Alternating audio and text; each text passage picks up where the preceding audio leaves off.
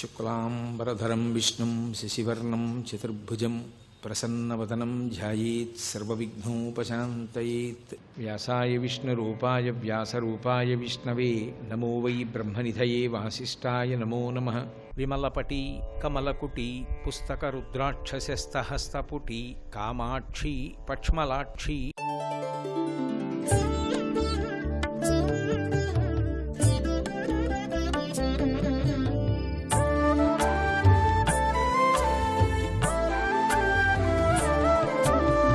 చెప్పే కదూ చేసిన ఉపాసన ఎక్కడికి పోతుందండి?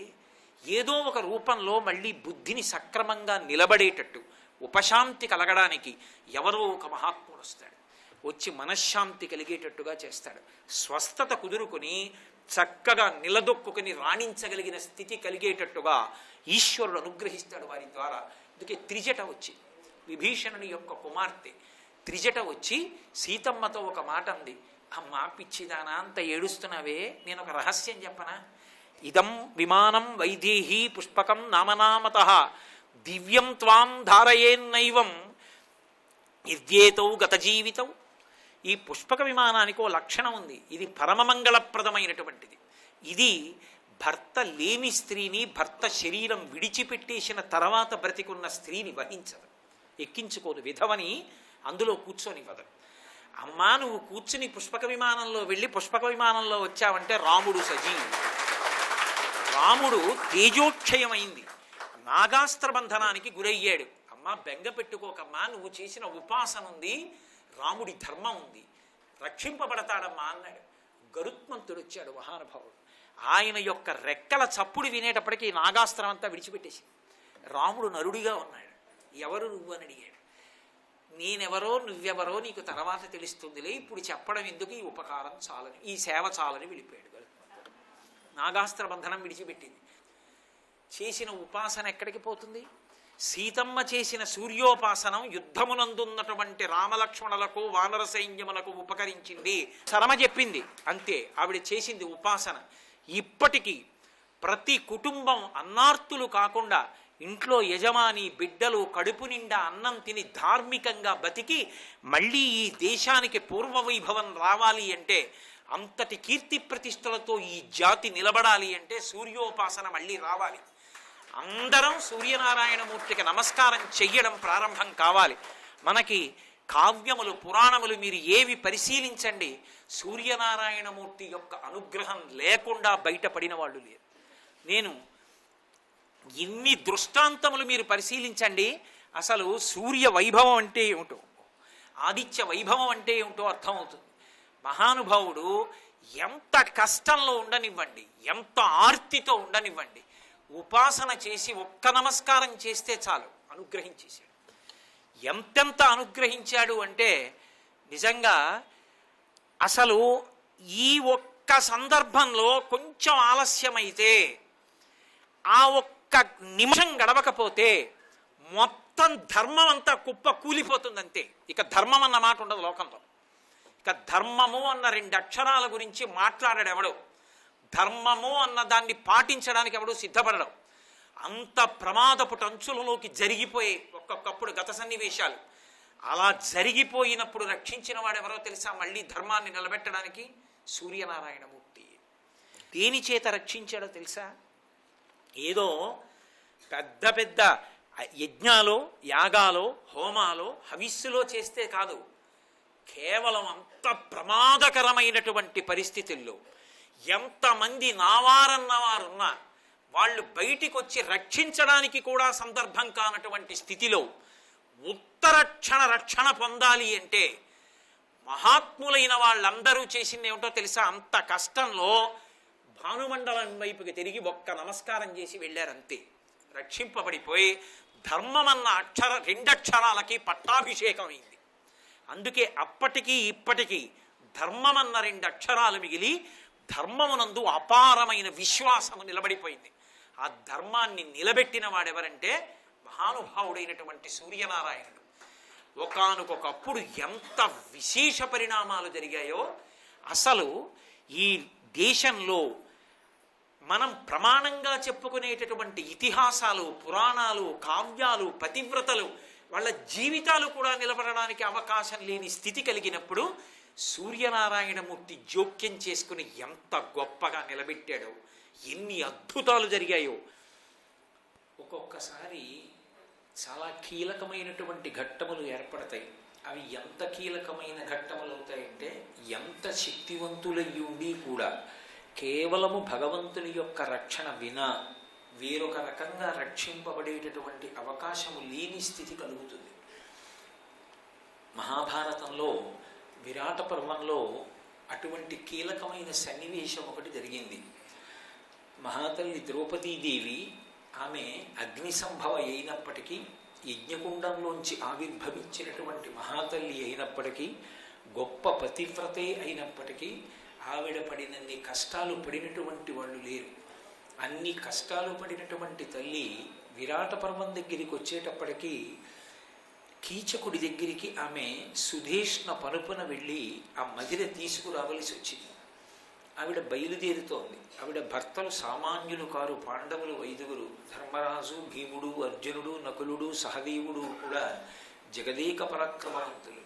అంతటి పరాక్రమవంతులయ్యుండి కూడా కాలము కలిసి రాకపోతే ఎలా ఉంటుంది అంటే, అంతటి వాళ్ళు ఓర్పు పట్టి అజ్ఞాతవాసంలో గడపవలసి వచ్చింది. ఆఖరికి తానెవరో కూడా లోకానికి తెలియకూడదు. అటువంటి స్థితిలో వాళ్ళు పేర్లు కూడా విడిచిపెట్టి మారు పేర్లతో విరాటరాజు గారి యొక్క కొలువులో వివిధమైనటువంటి ఆ ప్రయత్నముల యందు మగ్నమై ఉన్నటువంటి స్థితిలో ద్రౌపదీదేవి కేవలముగా ఒక చిలికెత్తె అంటే సైరంధ్రీ స్వరూపంగా సుధేష్ణాదేవిని సేవిస్తోంది. ఆమె మాట కాదనడానికి వీలు లేదు. ఎంత కాదని వాదించినప్పటికీ సుధేష్ణ ఆమెని తన తమ్ముడైనటువంటి కీచకుడి ఇంటికి వెళ్ళి, నువ్వు నాకు కావలసినటువంటి ఆ మధుర తీసుకురావలసింది అని పంపించింది. ఆమె బయలుదేరుతోంది. కానీ కీచకుడి యొక్క దుర్బుద్ధి ఆవిడికి తెలుసు. పోనీ పాండవులను తనను ఆదుకొమ్మని భర్తల్ని అడుగుదామా? అది పాండవులు తమ పరాక్రమాన్ని ప్రకటనం చేసేటటువంటి సమయం కాదు. ద్రౌపదీదేవి యొక్క ఉనికి బయటపడ్డా, పాండవుల యొక్క ఉనికి బయటపడ్డా కష్టం ఎంత స్థితికి వస్తుందంటే, మళ్ళీ 12 సంవత్సరములు అరణ్యవాసం చెయ్యాలి, ఇంకొక సంవత్సరం అజ్ఞాతవాసం చెయ్యాలి. పోనీ భర్తల యొక్క సహాయాన్ని అపేక్షించకుండా వెడదామా? తాను వెడుతున్నది కీచకుడి మందిరంలోకి వెడుతోంది. కీచకుడు పరమకాముకుడై ఉన్నాడు. వెడుతున్నది ఒంటరి ఆడది. అటువంటి తల్లి బయలుదేరి వెడుతోంది. వెడుతున్నప్పుడు ఆమెకి నిజంగా మనసు ఎంత ఆరాటంలో ఉంటుందో, అప్పుడు ఆమె ఏ పాటి తొట్టుపడినా, ఆమె ఏ పాటి తొందరపడినా, ఆమె తనని తాను రక్షించుకోలేనటువంటి నిస్సహాయ స్థితిలో ఉన్నటువంటి స్థితి కలిగినది కాదు. ఆమె మహాపతివ్రత. ఈ దేశంలో స్త్రీ తన యొక్క పాతివ్రత్యము చేత కొన్ని వేల సంవత్సరములు తపస్సు చేసినటువంటి పురుషుడు ఏ శక్తిని పొందుతాడో అంత స్థితిని పొంది పాతివ్రత్య వైభవాన్ని చాటి చెప్పినటువంటి నేల. అంతటి మహాపతివ్రత అయినటువంటి తల్లి కీచకుణ్ణి భస్మం చేయడం ఆవిడికి పెద్ద విషయం కాదు. కానీ అంతటి మహాబలవంతుడైనటువంటి కీచకుడు ఏ పతివ్రత చేతిలో మరణించాడు అన్న ప్రశ్న వచ్చిందనుకోండి, పాండవుల ఉనికి కనిపెట్టడానికి ఏదో ఒక ఆధారం కోసం వెదుగుతున్నటువంటి కౌరవులు పొంచి ఉన్నారు. కాబట్టి ఇప్పుడు ముందుకు వెడితే నుయ్యి, వెనక్కి వెడితే గొయ్యి. ఆవిడ పాండవులను వచ్చి సహాయం చేసి కీచకుడి యొక్క పీచమడచమని కోరలేదు. పోని తన పాతివ్రత్య శక్తి చేత కీచకుడిని మట్టు పెట్టలేదు. కాబట్టి వేరొక మార్గం లేదు. కానీ ఆమె మాత్రం ఆ సంకటం నుంచి బయటపడాలి. గొప్ప ఆపద అంటే మన బుద్ధి చేత మనం దాటలేనటువంటి పరిస్థితి. అప్పుడు ఏ కారణం చేత బయటపడడానికి అవకాశం లేదు. ఆ తల్లి సుధేష్ణ మందిరంలోంచి బయటికి వచ్చి కీచకుడి మందిరం వైపుకి నడుస్తూ ఆకాశం వంక చూసింది. సూర్య భగవానుడు ప్రకాశిస్తున్నాడు. ఆమె వెంటనే ఆయన వంక తిరిగి ఒక నమస్కారం చేసింది. చేసి ఆవిడంది, పాండవులకేను తప్పని మనము కలదానినగుదునేనియో కమలమిత్ర, కీచకుని దశ నాకొక కీడు తెరువు కలుగకుండగా రక్షింపు కరుణతోడా అంది. దయతో ఓ సూర్య భగవానుడా నన్ను రక్షించు. ఏ కారణానికి రక్షించాలి? పాండవులకేను మనము తప్పక కలదాని నగుదునేనినో కమలమిత్ర. ఓ కమలమిత్రుడైనటువంటి సూర్యుడా, నా యొక్క మనస్సు సర్వకాలముల యందు పాండవుల యందే ఉన్నది నిజమైతే, పాండవుల యందే మనస్సు ఉండడము అన్న మాటకు అర్థం కేవలం కామమోహిత అయి ఉండడము అని కాదు. ఆమె అడుగు తీసి అడుగు వేస్తే, ఆమె ఎప్పుడు ఏది ఆలోచన చేసినా నేను వాళ్ళ ధర్మపత్నిని కనుక నా యొక్క నడవడి చేత నా భర్తల యొక్క ప్రతిష్ట ఇనుమడించాలి తప్ప, ద్రౌపదీదేవి ఇలా ప్రవర్తించింది అన్న కారణంగా నా భర్తల యొక్క కీర్తికి కళంకం రాకూడదు, వాళ్ళు కష్టాలు మళ్ళీ పడకూడదు అని నిరంతరము నేను ఆలోచించేదాననైతే, నా మనసులో భర్తలైనటువంటి పాండవుల గురించినటువంటి ఆలోచనలు తప్ప అన్యపురుషులకు సంబంధించినటువంటి ఆలోచనలు ఎన్నడూ లేనిదాననైతే ఇది ఎవరికి తెలుస్తుంది? కర్మసాక్షి కనుక ఆయనకొక్కడికే తెలుస్తుంది. అగుదునేని ఓ కమలమిత్ర, ఈ కీచకుని దశ నన్నొక కీడు తెరవు ఒరయకుండగ రక్షింపు కరుణతోడా.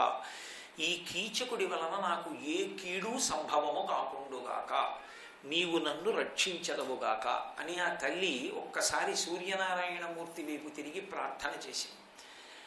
విన్నాడు మహానుభావుడు. ఇప్పుడు ఆయన కూడా కీచక వధ చేయించకూడదు. ఎందుకంటే కీచక వధ జరిగిందనుకోండి, సూర్యుడు అనుగ్రహం చేత కీచక వధ జరిగిన అంతటి మహాబలవంతుడు కీచకుడు ఏ సమయంలో చనిపోయాడు? ద్రౌపదీదేవి వెళ్ళినప్పుడు చనిపోయాడు. కాబట్టి ద్రౌపదీదేవి వెళ్ళినప్పుడు ఎవరు రక్షకులుగా వచ్చి చంపారు కీచకుణ్ణి అన్న ప్రశ్న వస్తుంది. కాబట్టి ఇప్పుడు కావలసింది ఏమిటంటే, ముందు కీచకుడి దగ్గర నుంచి తప్పుకోవడానికి ఒక అవకాశం ఏర్పడాలి. ఆమె ఎంతటి మహాపతివ్రత అయినా ఆమెది కూడా ఒక శరీరం. శరీరానికి బలం అనేటటువంటిది ఒక పరిమితితో ఉంటుంది. అందరికీ బలం సమానంగా ఉండడం అనేటటువంటిది ఉండదు. ఉపాధిని బట్టి బలం మారిపోతూ ఉంటుంది. ఒక బాలుడికి ఉన్నటువంటి బలం యవ్వనంలో ఉన్నవాడికి ఉండదు, యవ్వనంలో ఉన్నవాడికి ఉన్న బలం బాలుడికి ఉండదు. వృద్ధుడికి యవ్వనంలో ఉన్నవాడితో సమానమైన బలం ఉండదు. పురుషుడితో సమానమైన బలం స్త్రీ ఉపాధికి ఉండే అవకాశం తక్కువ అని శాస్త్రాలు. కాబట్టి అటువంటి స్త్రీ ఎలా కీచకుణ్ణి మట్టు పెట్టగలిగింది అన్న ప్రశ్న ఒకటి వస్తుంది. ఈ అనుమానం అనేటటువంటిది ప్రబలిందనుకోండి, ప్రబలిన ఉత్తర క్షణంలో కౌరవులకు పాండవుల యొక్క అజ్ఞాతవాస భంగం చేయడానికి కావలసినటువంటి అదును పట్టుకోవడానికి అవకాశం ఇచ్చినది అయిపోతుంది. కాబట్టి ఇప్పుడు ఈ ఆపద ఎలా తప్పుకోవాలి? కీచకుని వలన కీడు కలగకుండా నన్ను రక్షించు, ఇది ప్రార్థన చేసేవాడు బయలుదేరింది. వెంటనే సూర్యనారాయణమూర్తి ఏం చేశాడంటే, తరణియు దుఃఖితయగు తరణి కాచుటకు అచ్యుదగ్ర భుజా విస్ఫురణాఢ్యుడొక్క రక్కసుని కరుణార్ద్ర హృదయుడగుచు గ్రక్కునవనిచన్ అన్నారు తిక్కనగారు. వెంటనే సూర్యనారాయణమూర్తి ఏం చేశాడంటే, ప్రచ్ఛన్న వేషంతో, అంటే పైకి కనపడకుండా, ఎవ్వరికీ కనపడకుండా ద్రౌపదీదేవిని అనుగమించి ఆవిడ వెనకాతలే నడుస్తూ వెళ్ళడానికి, ఆవిడ్ని రక్షించడానికి చాలా గొప్ప పరాక్రమంతో కూడుకున్నటువంటి భుజములు కలిగినటువంటి ఒక రాక్షసుణ్ణి పంపాడు. ఆయన ఆ ద్రౌపదీదేవిని అనుగమించి వచ్చాడు. కీచకుడికి ఎవరు కనపడుతున్నారు? ద్రౌపదీదేవి కనపడుతోంది. ఆయనకి వెనక వస్తున్నటువంటి రాక్షసుడు కనపడలేదు. ఒక స్థితిలో వాళ్ళిద్దరి మధ్య వాదన జరిగిన తరువాత ఆమె తనతో అలా ప్రవర్తించడం దోషము అని చెప్పినా సరే, మద్యపానం చేసి ఉన్నటువంటి కీచకుడు ఆమె పట్ల ఏ విధమైనటువంటి గౌరవం లేకుండా తన యొక్క పరిధిని అధిగమించి ఆవిడ చెయ్యి పట్టుకునేటటువంటి ప్రయత్నం చేశాడు. ఆ ప్రయత్నం చేసి చెయ్యగాని తనుగాచి వెనక వచ్చిన ఆ ధనుజుని మహాబలము తన తనువందన్ ఆతని చేవిదల్చి రభసంబున ద్రుపద పుత్రిక తన భవనము వెడలెన్. ఆమె వెనకాతలే వస్తున్నటువంటి రాక్షసుడు సూర్యుని చేత పంపబడినటువంటి ఆయన తనలో ఉన్నటువంటి మహాబలం అంతా కూడా ద్రౌపదీదేవిలోకి ప్రవేశించేటట్టుగా ఆయన అనుగ్రహించాడు. ఒక్కొక్క ఉపాధికి, ఒక్కొక్క జాతిలో ఉన్నవారికి ఒక్కొక్క విభూతి. ఆ ధనుజునకు అటువంటి లక్షణం ఉంది. ఆయన దగ్గర ఉన్నటువంటి విశేషమైన బలం ద్రౌపదీదేవి యొక్క శరీరంలోకి ప్రవేశించింది. ఇంత బలం ప్రవేశించగానే కీచకుడు ఊహించలేదు, నేను పట్టుకున్నది ద్రౌపదీదేవి చెయ్యి కాబట్టి ఆమె నా చేతిని విదల్చలేదు అనుకున్నాడు.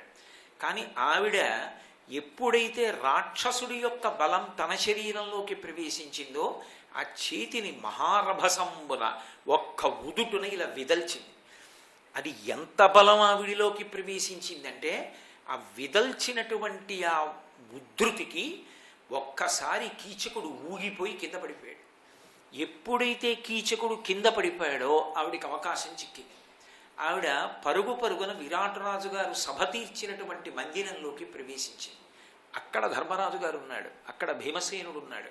అన్నిటినీ మించి తాను ప్రభువుకి ప్రతినిధిగా ఉన్నాడు, మహారాజు సభ తీర్చి ఉన్నాడు. అందుకని పరిధిని మించి ప్రవర్తించడం ఇక కీచకుడికి చేత కాలేదు. కాబట్టి అప్పటికి ఆ ప్రమాదం తప్పిపోయింది. ఆ ప్రమాదం తప్పిపోయి ఆ రోజు రాత్రి ఏడ్చింది భీమసేనుడి దగ్గర.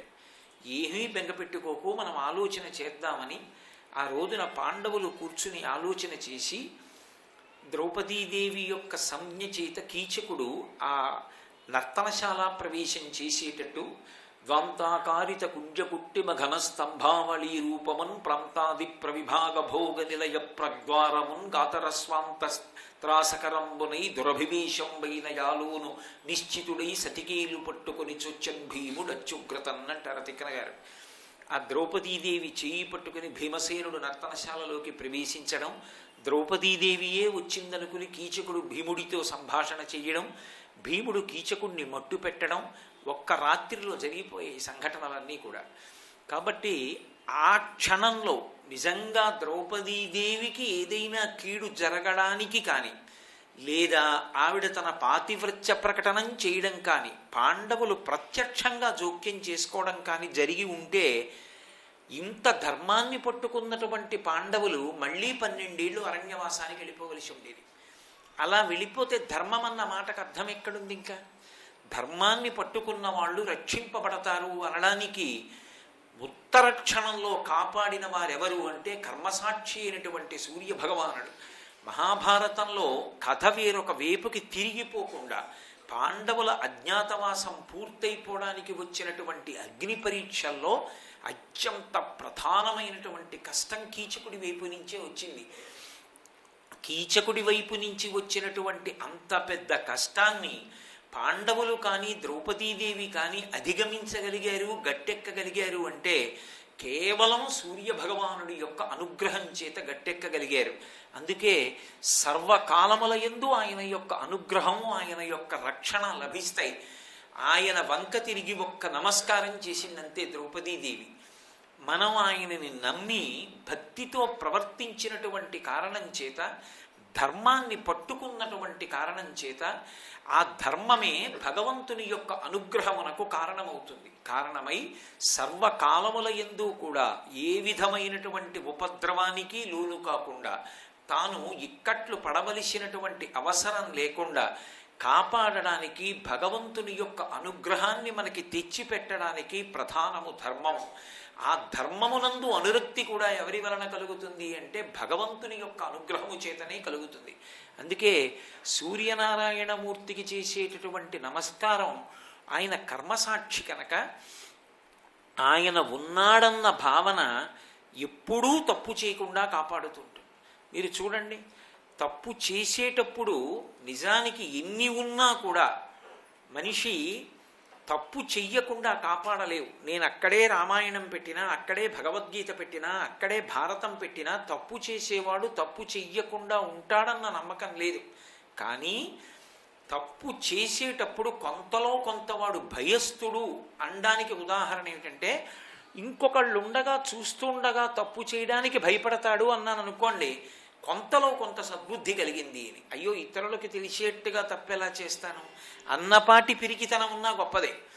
అది భగవానుడు ఒకడు ఉన్నాడు అన్నాను అనుకోండి, ఆయన సూర్యుడిగా రాత్రి చంద్రుడిగా చూస్తూనే ఉన్నాడు నువ్వేం చేస్తున్నావు అంటే, ఇప్పుడు ఆయన చూస్తే ఏమవుతుంది అంటే ఆయన చిత్రగుప్తుడై వ్రాసుకుంటాడు చేసిన పనిని. చిత్రగుప్తుడంటే ఎవరో ఎక్కడో ఉంటారని కాదు, చిత్రంగా ఇక్కడే కూర్చుని గుప్తంగా మనం చేసేటటువంటి పనులన్నీ వ్రాసుకుంటాడు. వ్రాసుకుంటే ఏమవుతుంది? ఇక్కడ చేసేయడం తేలిక. తొందరపాటుతనంతో ఆ పరిధిని అతిక్రమించి యుక్తాయుక్త విచక్షణ లేకుండా ఎలా పడితే అలా మాట్లాడడం, ఎలా పడితే అలా ప్రవర్తించడం, ఏ కర్మ పడితే ఆ కర్మ చేయడం తేలిక. అప్పటికి సుఖంగా ఉంటుంది అనుకుంటే చేసేస్తాడు. కానీ దాని ఫలితాన్ని కూడా మళ్ళీ ఆ జీవుడే అనుభవించాలి. ఈశ్వరుడు వ్రాసుకుని కర్మఫల ప్రదాతయ్యి మళ్ళీ ఈ జీవుడు ఇంకొక శరీరంలోకి వెడతాడు. ఈ జీవుడికి ఈ శరీరంతోనే యాత్ర పూర్తయిపోతుందన్న నమ్మకం ఏం లేదు కదా. పునర్జన్మలోకి వెళ్ళాడు అనుకోండి, వెళ్ళిన నాడు చేసినటువంటి కర్మల యొక్క ఫలితాన్ని ఇచ్చినప్పుడు మళ్ళీ నేను అనుభవించాలి అది.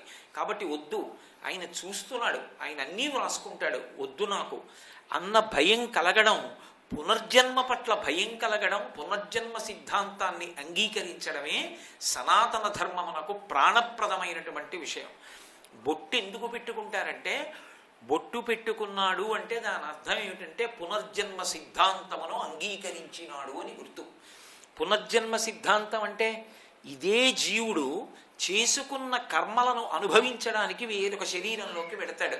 చేసుకున్న మంచి కర్మలు ఏవున్నాయో అవి సుఖములవుతాయి, చేసుకున్న పాపకర్మలు ఏవవుతాయో అవి దుఃఖమవుతాయి. నీకు దుఃఖమొద్దు అనుకుంటున్నావా, అసలు దుష్టమైనటువంటి కర్మల జోలికి వెళ్ళకు. ఎందుకు వెళ్ళవద్దు? అవి గమనించి ఫలితం ఇచ్చేవాడు ఒకడు ఉన్నాడు, ఎందుకు చేస్తావు అలాంటి పని? ఆ పని జోలికి వెళ్ళకు. సత్కర్మ ఏదో అదే చెయ్యి.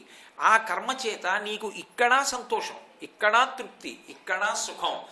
అలాగే ఉత్తర జన్మల యందు కూడా సంతోషంగానే ఉండగలుగుతావు.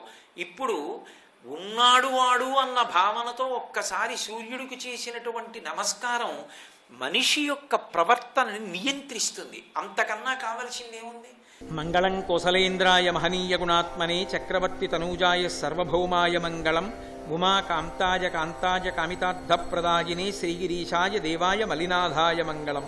సర్వం శ్రీ ఉమామహేశ్వర పరబ్రహ్మార్పణమస్తు. స్వస్తి.